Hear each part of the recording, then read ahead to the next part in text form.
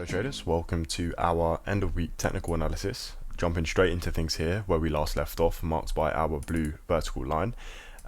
So as you can see, we've had quite a bit of consolidation marks in with this sort of zone here. So obviously there's some sort of range that's been developed within this area. Obviously we're going to start off how we normally do and just sort of go over what has happened. So starting off here, we're just going to drag our path and we're going to go ahead and just sort of grab roughly each significant move anyway, and just sort of go over what has happened in a little bit more detail. So this is what we can see at the minute. If I was to go ahead and just sort of zoom in a little bit, so as you can see, since we last left off, if I just sort of pull this to here and then that to there, just so we can see right where we left off. So as you can see, where we left off, price was becoming bearish, almost created a fake out. We then saw a bullish candlestick in which the sellers actually started gaining a little bit of momentum towards the end of that candlestick before it closed, and then as you can see, we had a push up above our level of 2878. Finding a resistance at around the level of around 2892, with price then sort of staggering up, creating a wedge, and then price we had a big bit of bullish momentum, with price then surpassing through this 200 MA level and through these lower level points of interest that we have marked in. Then we found this top at around 2925. And as you can see, it is a point of interest for us. Since then, price has sort of consolidated between these areas, with price eventually finding a support level at around 2903.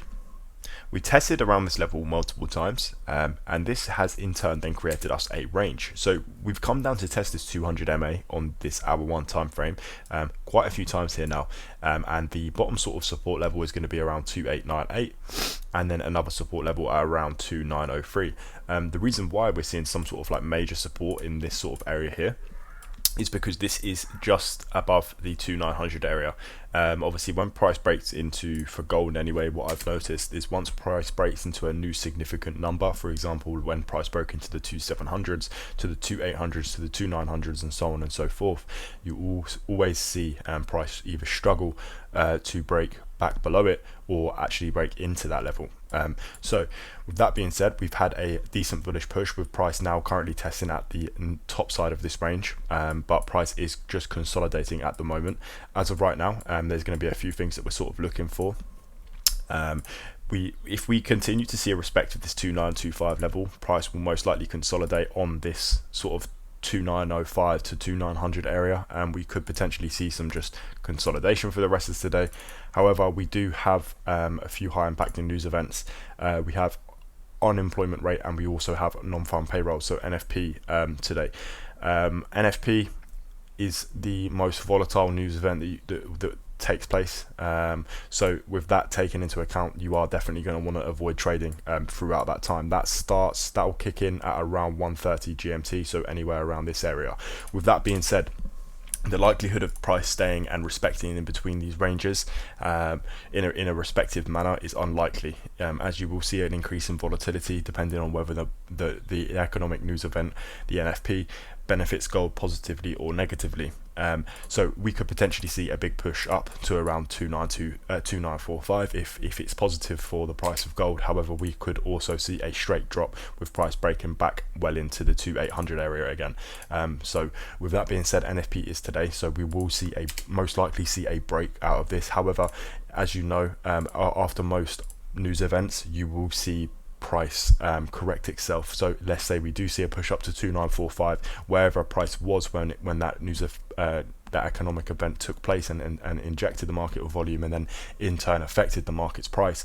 Most likely, not all cases, but most cases, the market will always recorrect itself. So no matter what way it goes, it's sort of, you can expect price somewhat to come back to the same area as before the news event actually kicked in. We also do have another news event today, a little bit later on at 5:30 GMT. We have a Fed Chair Powell speech, which is a big news event as well, and will definitely inject volume into the markets. So there's a lot of news this week.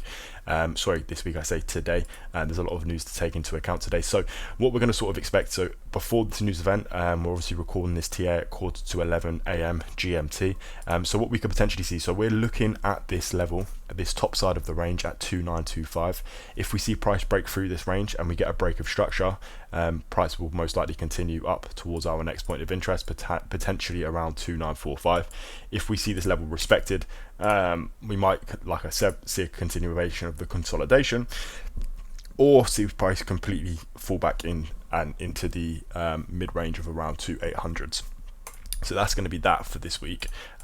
So this week sort of concludes with a considerable amount of consolidation. Obviously this consolidation block we've been trading between this range since Tuesday, and it's actually a really nice area for traders, because obviously you have a consistent top and you have a consistent bottom. It's near enough easier. It's easy enough to sort of just take longs up to your next level. And so on and so forth. For example, let's say you were just taking longs all day, you see price sort of come down to this median range, and then you just sort of target that top side level. So it's actually is a very, very nice trading area. And then the same sort of thing with shorts. If I go ahead and just grab a short pattern, you see price come up to the level of this top side at around 219 to 220. So let's say you was taking your trades here, you have a short position, and then you ride that down to that 2905 support, and then so on and so forth. You can do that multiple times throughout the chart, and just ride it down. So yeah, it's been a nice trading week, to be fair. Consolidation is one of the easiest things to trade, as you have a consistent resistance and a support to trade within. And then also what's nice about consolidation is when you finally get that break, you get the opportunity to then ride that move all the way down. So for example, let's say you saw like price was testing here, it's sort of near the top side of the range. If we saw price sort of break and surpass, maybe potentially go to the 2931 level, and then you're sort of looking for a break and retest pattern on around 2925, the actual top side of this range, then you'd sort of take your long position and target one of the points of interest. For example, you'd probably take a short position here. You could either set your stop loss there, or you could let your trade breathe a little bit more, and then you just sort of target your top side, obviously giving you at least a 2 risk to reward. So there's been a lot of trading opportunities this week, and there's still a lot more to come. But however, I would recommend to not trade in between. Let me just mark this in with a trend line real quick. Once you see the market get to this level, once you see the candlesticks forming here, don't trade unless you are confident you've been doing your research into what the non-farm payroll news event will most likely forecast. But yeah, that's going to be that for the end of week technical analysis. I hope you've all enjoyed, and I will catch you in the next one. Peace.